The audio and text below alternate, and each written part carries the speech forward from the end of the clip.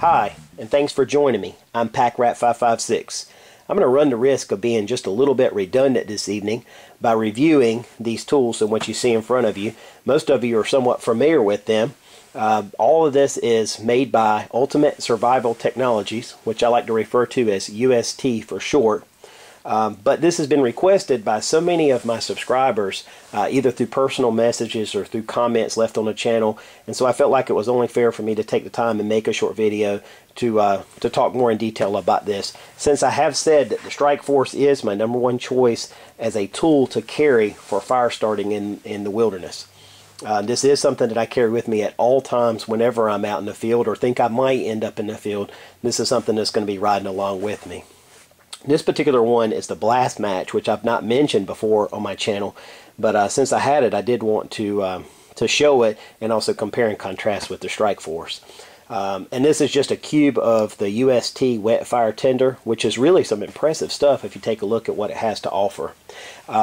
Like I said, I know most of you are probably familiar with this, but for those of you that aren't, this is going to be a video to strongly recommend these tools. As I said, I feel like that they represent the finest of their kind of these type of products which are out on the market today. Both of these are ferro rod or flint bar striker type systems. So what I'm going to do is just go through and talk about each one individually and then give you a brief demonstration of how they work. Alright, thanks again for tuning in. Stick with me. Let's take a look. Alright, let's start with the BlastMatch. Before I talk about the specifics, I did want to give you a couple of specs on it. And just to show you lengthwise, this is 4 inches. And then also width, this is about 1 inch. And weight is 2.7 ounces. So if you're looking at putting this in your kit, now you know what you're dealing with. You need a 4 inch by 1 inch space to put it in. And you got to be willing to carry 2.7 ounces, which is just a little bit heavier than some of the standard strikers that you might see on the market. But what you're getting for that is a 7/16 of an inch in diameter ferro rod, which is a pretty stout rod, and is good for thousands of strikes. And UST does say thousands of strikes on their website, but you know, I've been using the Strikeforce for a long time, and I've used it many times. I don't know, I've never kept a count, but I dare say over 1,000 times, and it's still very good. I've still got a lot of strikes left in that tool. So this is not something that you're going to wear out. Even if you use it every day, it's going to last you.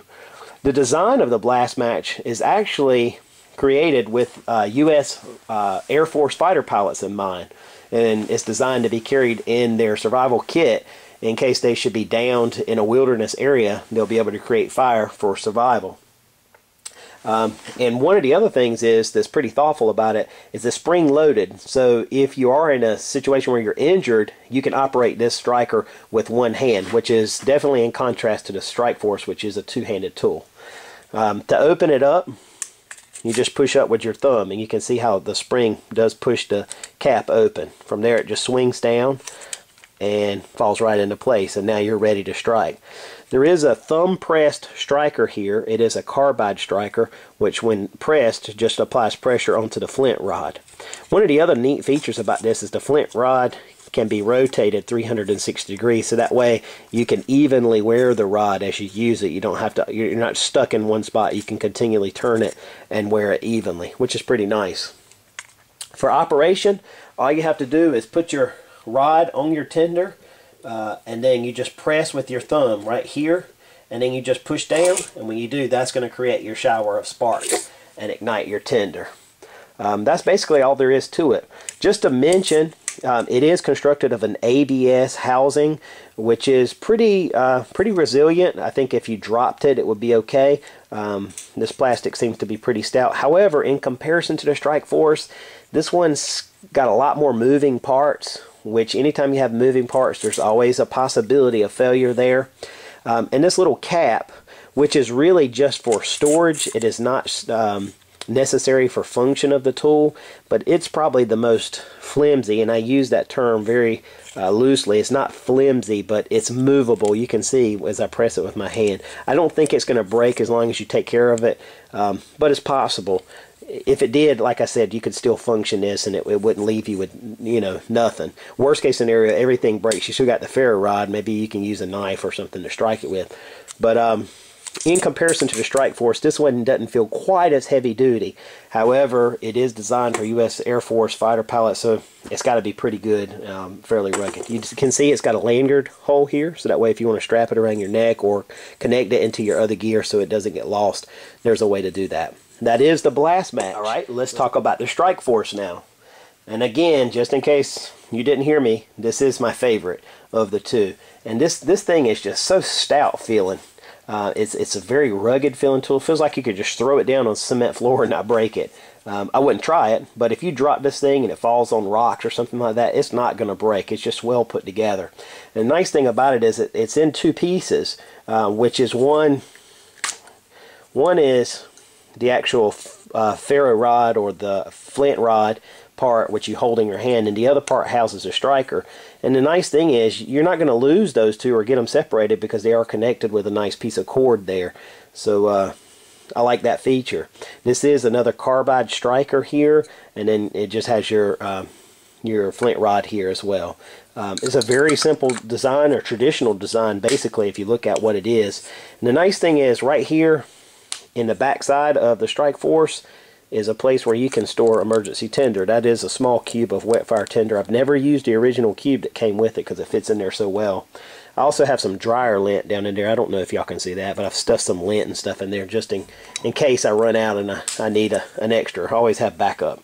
But the Strikeforce to me is the premier one. It does have the problem of it's a two-handed operation tool. I've never found myself in a position where I couldn't operate it. I guess it's just personal preference. That is one of the nice things about a BlastMatch. The Strikeforce does weigh a little bit more than the BlastMatch. When you hold it in your hand, you can tell because it weighs a whole ounce, a little over an ounce more than the BlastMatch, which honestly to me doesn't matter because it's in my backpack or on my belt, something like that, so it doesn't bother me too much. And it's just a little bit longer than the BlastMatch, about an inch longer, so it's a 5-inch in length tool. But that's it. It's pretty simple design. It does have a lanyard loop here in case you wanted to tie it around your neck or connect it to your gear in some other way. But that is, again, my choice for the best striker system on the market today. And the sparks that come off of both of these tools are 3 times hotter than the standard match. So they really work well at igniting any type of tinder. The last thing I want to do is demonstrate each one of these for you and demonstrate the WetFire Tinder. So what I'm going to do is show you how I prepare this to use with the striker system. Alright, stick with me.